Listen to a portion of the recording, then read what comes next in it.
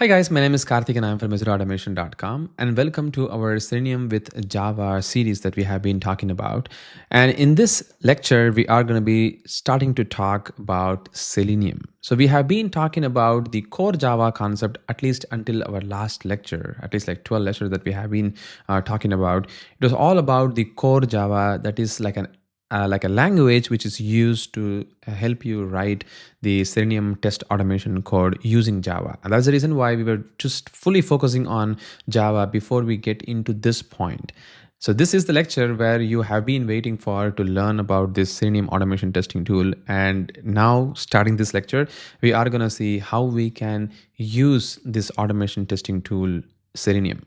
So finally, we are here to rock and roll to understand how we can start using the Selenium automation testing tool and how Selenium works and what Selenium is and what are the things that Selenium can do and how you can install Selenium within your machine and how you can create a project. So all those details we are going to be uncovering in this particular lecture, and starting our next lecture, we'll start to talk about locators and how you can work with different browsers and all those things. So starting this lecture, it's going to be just jam-packed with Selenium. That's what we are going to be focusing on. Well, as I said, we'll first talk about what is this Selenium and what does Selenium tool can offer for us to do automation testing while we get into an organization, while we were asked, like even in interviews, while we were asked, like, what is this Selenium? Your answers is just going to be straightforward. Selenium is an automation testing tool to drive browsers like a user does on the browser.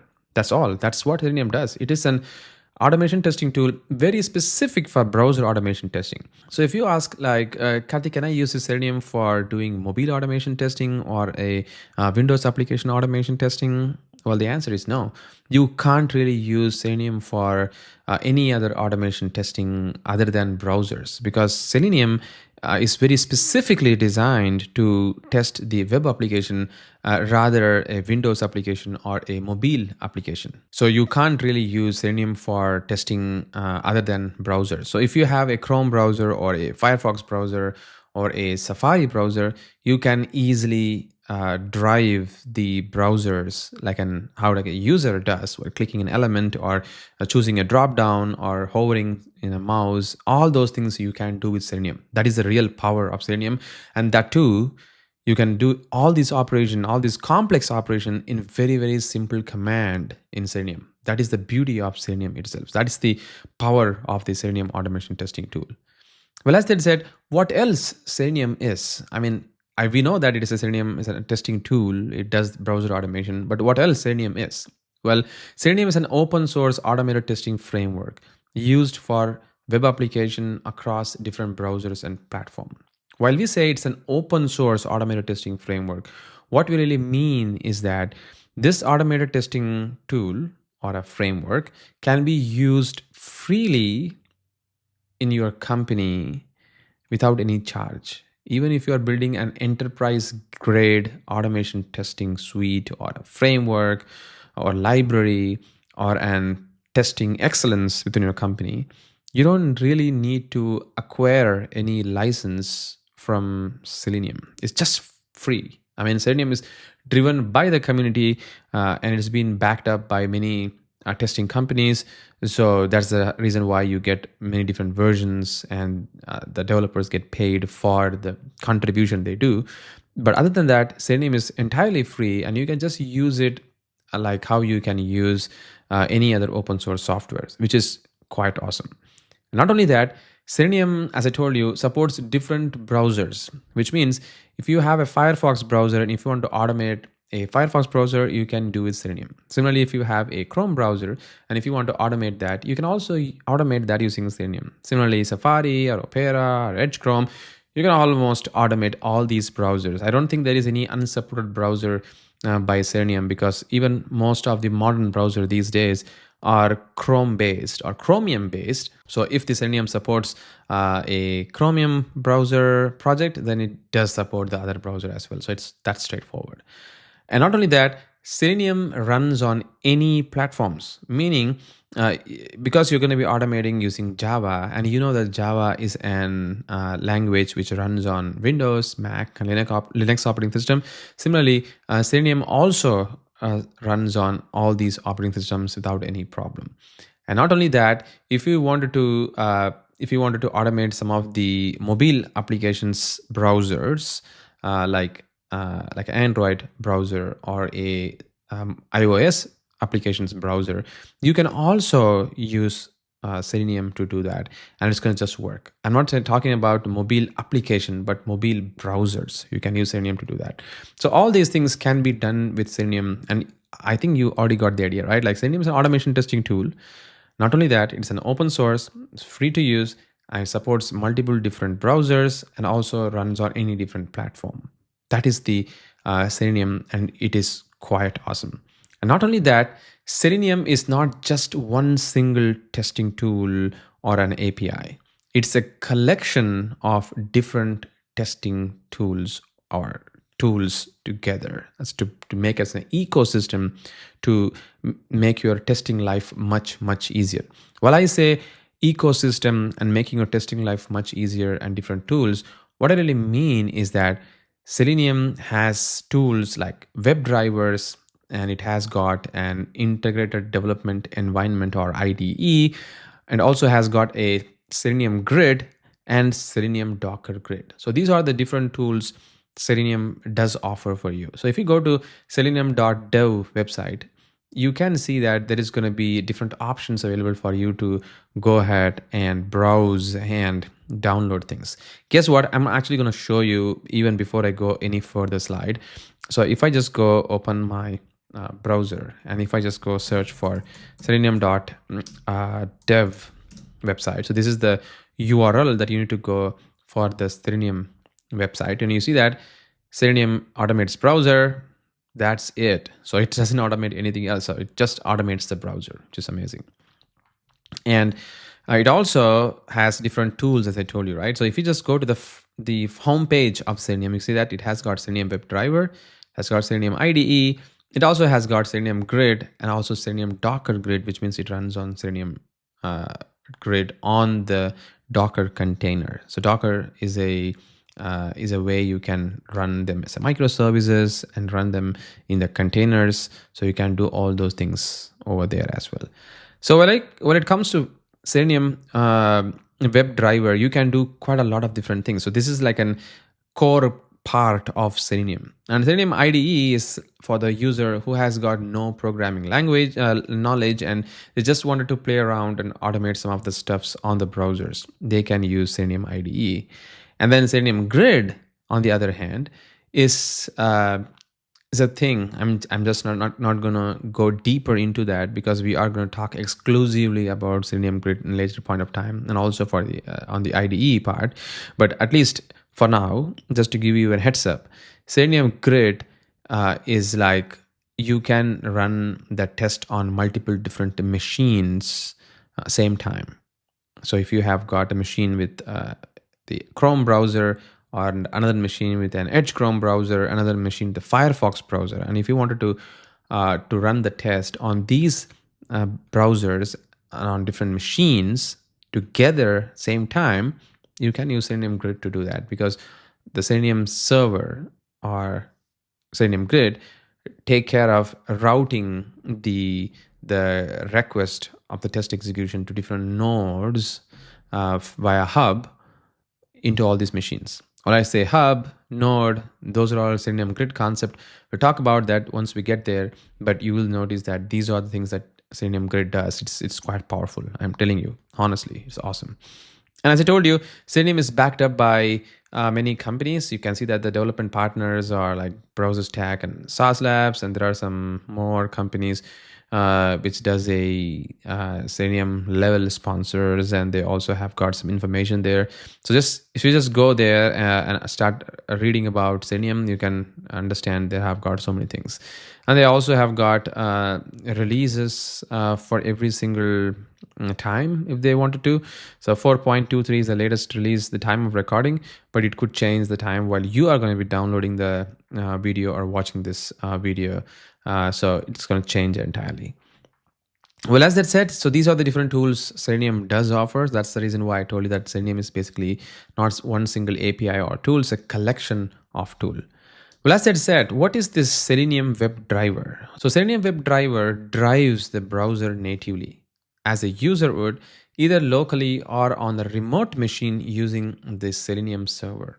That's what I told, right? So basically, if you wanted to drive a browser, you are going to be using the Selenium tool. But under the hood, WebDriver is the one which does those things for you. That WebDriver has got an API to drive the browser under the hood for you via some sort of protocols and stuff, which we'll get there once we talk about it. But all those magics are being done by this WebDriver for you. And also not only test your application in local machine, like a local browser, but also does that on a remote machine using the Selenium server. You remember the Selenium grid, which I was talking about? You can also use that, and it's all done from WebDriver as well. So that's what Selenium WebDriver does. So in a nutshell, with all these concepts that you have seen, if you put them all in diagrammatic fashion, this is how it is going to basically look. So you can see that we are going to be writing Selenium Java code within our machine. We call it as client. And then we are going to write certain command, for instance, like opening a browser and navigating to an URL within the browsers. Those things we'll write in our local machine. It could be a laptop or it could be your computer. You write everything over here as a Java command, and then you pass that command like bundled up and pass it to what is called as a driver. Like it could be a Chrome driver for opening a Chrome browser. So if it is a Gecko driver, it's going to open the Firefox browser, and if it is a Safari driver, then it's going to open the Safari browser. So based on the driver that you have chosen to write within your Java command, it is going to be opening up those browsers for you automatically, and then it is going to launch the browser for you automatically as well. So all these things are going to be done automatically for you by Selenium, which is quite awesome. So this is how everything works for you under the hood in Selenium. So hope you got the idea, right? Like if anybody asks you like how Selenium works, you can just say that you write the code, it launches the browsers, but before it launches the browser, there is a driver which does those magic for you, which belongs to that particular browser. And these drivers are also contributed, like written and contributed by the browser companies. Like it could be Edge browser will be contributing for the Edge driver, and Chrome browser is contributed by the Google team, like Chrome team, and similarly the Firefox Gecko driver is contributed by the Mozilla team. So every company does that contribution for the driver so that it can be keep up and running with Selenium for you. That's how the things work. And if you want to talk like Selenium, how it works in more detailed fashion, like even more under the hood, like how it all works and pan out together, then this is what the diagram is going to look like. So you can see that the WebDriver API, or the code that you are going to be basically adding within your Java code. So on your Java project, you have to add the Selenium WebDriver like a reference or import as a package or a jar file, and then you will call the client libraries, which is going to basically call the, and again the client libraries can be based on the language that you're working with. So if you're working with Java, then it's going to be a Java client library, and similarly if you're working with C#, it's going to be a C# client library. Similarly for Python and JavaScript, it's going to be keep on changing based on the programming language that you work. So Selenium does support many programming language, and that's the reason why you have client libraries for all these programming languages as well, which is awesome. And this client library will talk with the browser via a protocol. Remember, I was just telling before that there is something called as protocol, which is used to communicate with these browsers, and that's what is called as a JSON wire protocol. And these JSON wire protocols is then going to be calling the browser drivers for you. And again, as I told you, remember the browser drivers is going to be like Chrome driver or Firefox driver or Edge drivers. All these browsers are going to be launched using these drivers. These are the different types of drivers that you have got based on the browsers. And then it is going to, this driver is then going to launch the browser for you, like Chrome or Firefox or Internet Explorer or Safari, whatever. So that's how things work behind the scene for you. So that's what is the under the hood, like how Selenium does. I'm telling you, you may need this diagram quite a lot, just to recap like how things work. And I'm sure in like most of the time in the interviews I have seen while I interview candidates, some of the candidates who have got like what Selenium does, they just directly jump into start writing the code, but they don't really care about what's happening behind the scene on the Selenium. This is going to be very, very helpful for you. I'm telling you, if you have a good understanding of Selenium and how it works behind the scene, you know how to write the code even better fashion. And telling you, please just have a screenshot of this one so that you can use this for your future references. So that's about the Selenium in detail. Well, as that said, let's focus on the client library, or otherwise called as the supported languages of Selenium. So basically, Selenium supports different programming languages. It supports C Sharp, Java, JavaScript, Python, Ruby, and even more, like officially and unofficially. So these are the languages which are going to get updates from Selenium team if there is a new feature being added by Selenium. So for instance, Selenium tomorrow thinks that, okay, I'm going to have this a new triple clicking support in the browser, or multi pinch support on the browser for the touchscreen or whatever. Then they will add that support in the library of Selenium, and also ensures that these supports by the browsers are also being provided. So they also release a new browser driver along with it, so that the browser can be compatible with the command which the Selenium team has recently added. So everything just goes hand in hand while the new features is being released or the new supports is being released. And this support not only gets released for one language like C Sharp or Java, it also gets released for other programming languages like JavaScript, Python, and Ruby together. And most of the time that happens because the team ensures that the compatibility on the availability of the feature is available across all the programming languages and client libraries.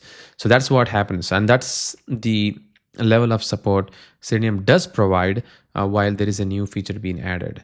So that is the supported client libraries or programming languages or language bindings of Selenium. So this is like a thing, same thing being interchangeably used in many forums and conversations. So if you feel like some people say like, what are the languages Selenium does support, you may say like, okay, it supports these languages.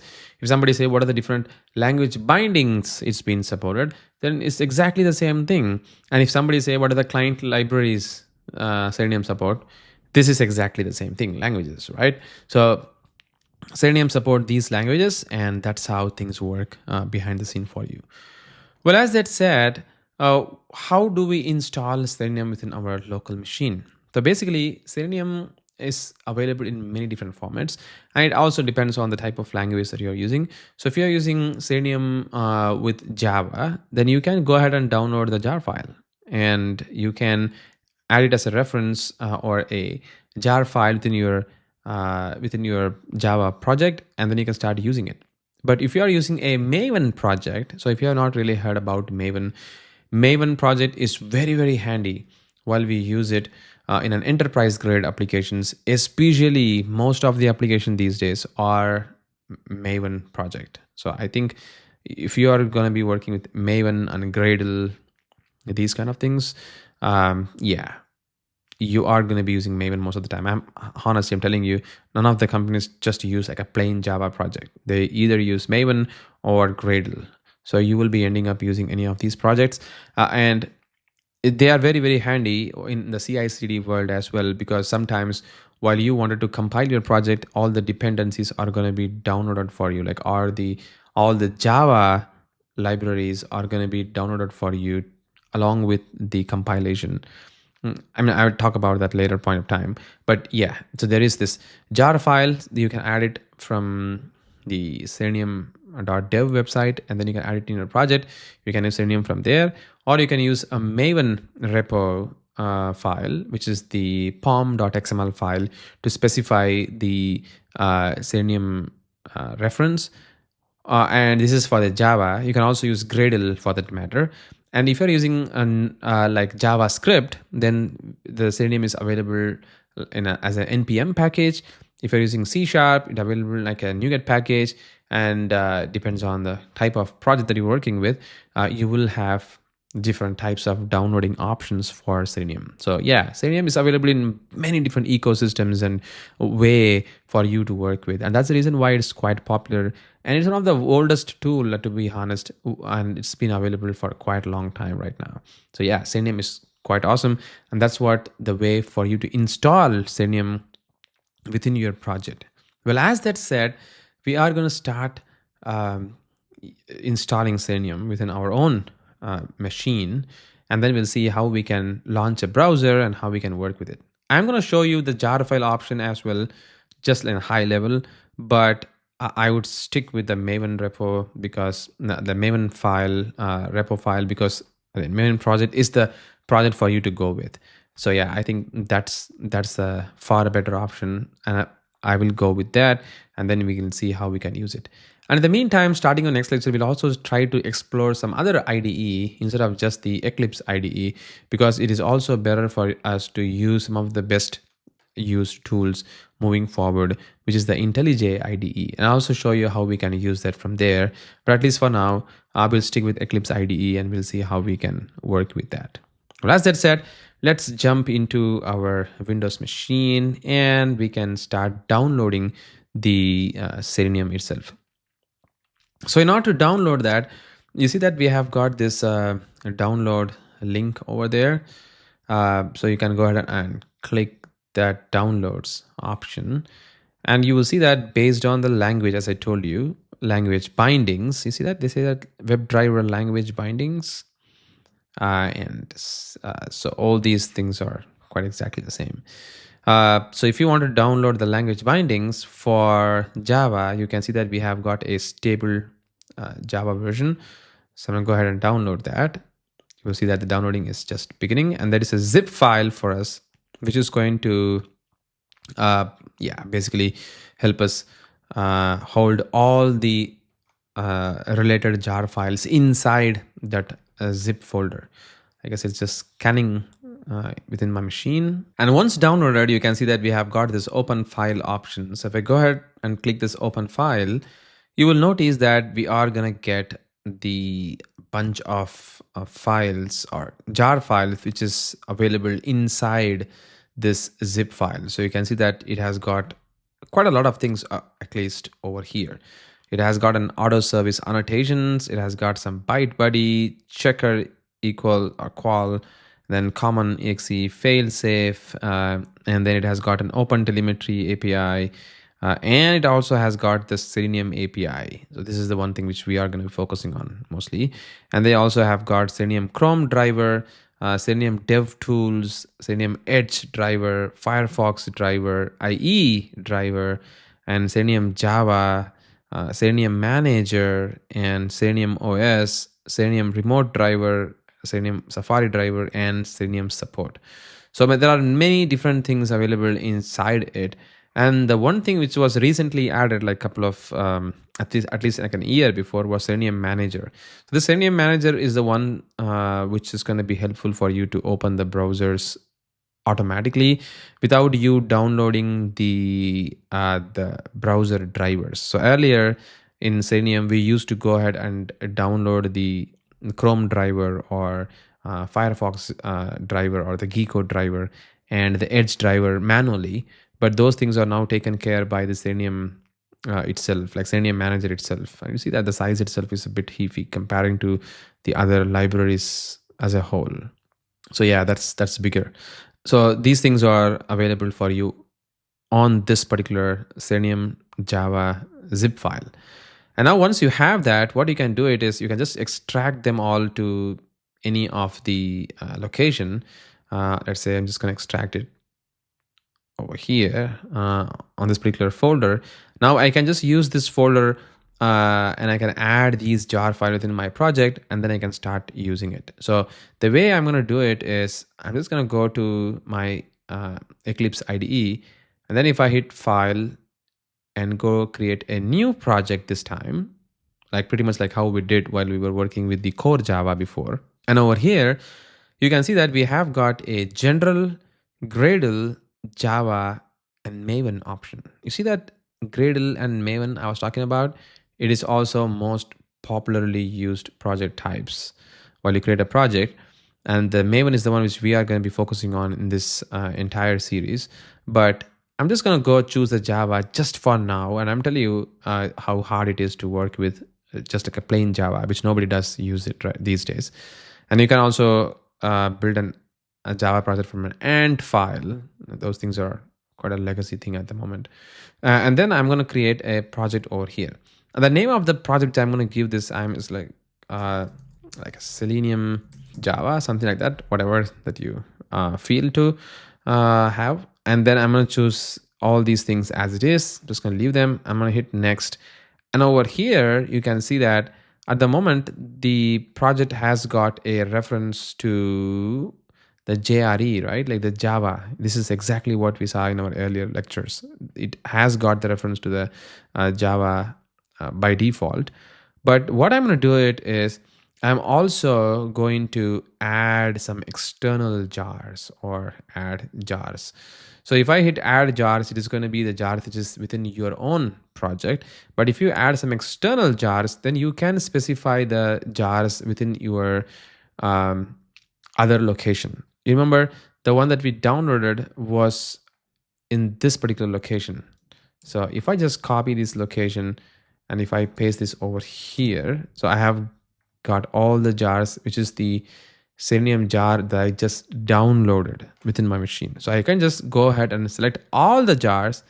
And if I hit open, you see that all the jars are going to be added for me over here. So you can hold the jar files within your download folder, or you can put it in a maintainable location where you think that that's where your files are going to be safe.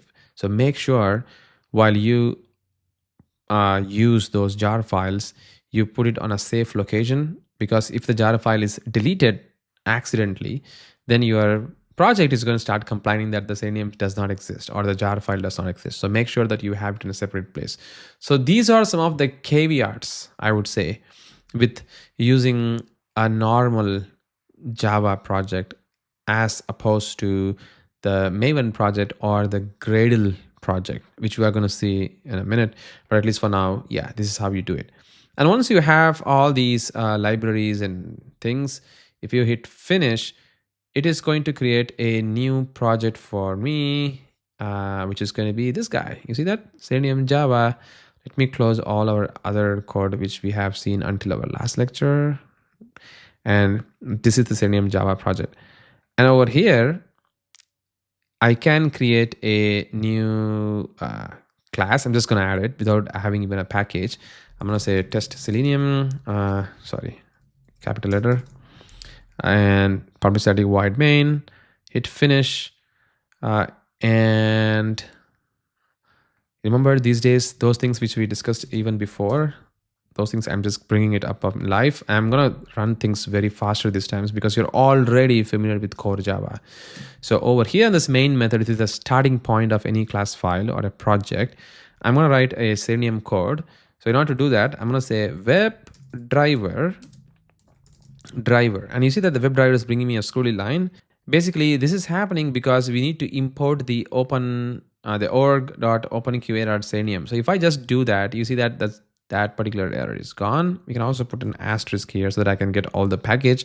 And over here, I can just put new of the Chrome driver to open the Chrome browser.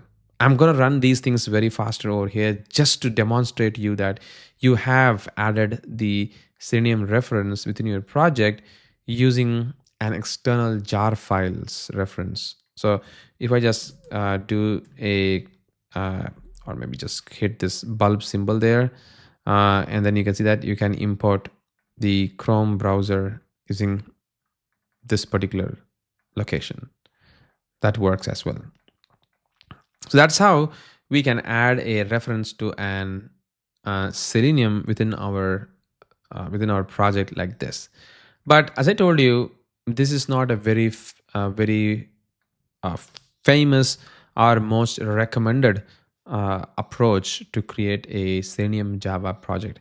The better approach is to basically work or use what is called as a Maven project instead of this particular project. So what I'm going to do it is I'm going to go create a new Maven project. See that? That's how you create a new Maven project. So over here on this particular wizard, you can see that use the default workspace location. So I'm basically going to use that location, which is going to be the workspace location. I guess it's on the colon and workspace, which is this guy. I'm going to select that. And I'm going to check this create a simple project. And I'm going to skip the archetype selection. So I don't really need this archetype selection, at least for now. Just make sure that you do that. If you don't select this one, it's going to show you some archetype that you need to select. So just make sure that you create a simple project, at least for now.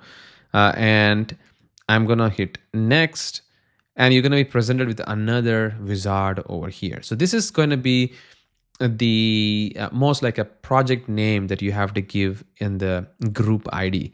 So the project name is going to be, let's say, Selenium Java, and then you can use the same name for your artifact ID as well. So looks like the artifact Selenium Java already there. So I'm gonna say Selenium test Java or Selenium Java test, whatever. And we're going to use the same name for the artifact ID as well. And you will see that it is just going to work fine. And the reason why we already got the error is because the Selenium Java project is there over here, right? So the artifact ID cannot be the same as the one which is already there within our workspace. So you're going to get that error. And I'm going to leave all these things as it is for now. So you can just leave them all by default, like empty if you wanted to. And once you have it, you can leave the rest of them as it is. It's not even compulsory to have all these. And once you hit finish, you will notice that it is going to add a Maven project for me over here. So there is an M there, which means it's a Maven project. And this project structure is entirely different from the project structure we saw before. You see that it has got a source/main/Java folder, and it also has got a source/main/resources folder, and has got a test Java folder and test resources folder. So it has got quite a lot of different things, to be honest. All of these sits over here for you like a scaffold, creating all the structures for you once you create a Maven project, which is quite awesome. And this structure that you are seeing over here is going to be helpful for you to start working with a larger project in like an enterprise grade project. And the most important part of this Maven project is that you're going to have a pom.xml file, and the name of the artifact ID and the group ID on the artifact and the pom.xml file is going to be the Selenium Java test project that you created it. You see that? That's all coming up for you over here, which is quite awesome already. And that is the power of the way that you can create a Maven project over here. So you have already created a Maven project for Selenium over here. And now we can start using this project to work with the Selenium project itself. So it's already there for us to start rock and roll for our working. And I think at least for this particular video, we have discussed quite a lot of details about Selenium, how we use Selenium and how Selenium works, and how we create a project for external jar file as well as with a Maven project. And we are until this particular point of time. But now I don't want to go any further. I just want you to create a project and get into until this point so that we can start discussing about how we can start adding Selenium reference to this pom.xml file, and how we can start writing a simple code and work with different locators in our next lecture. So hope you already got the idea. Once again, thank you so much for watching this lecture. Meet you in the next lecture where we are going to talk about Selenium even more moving forward. Thank you.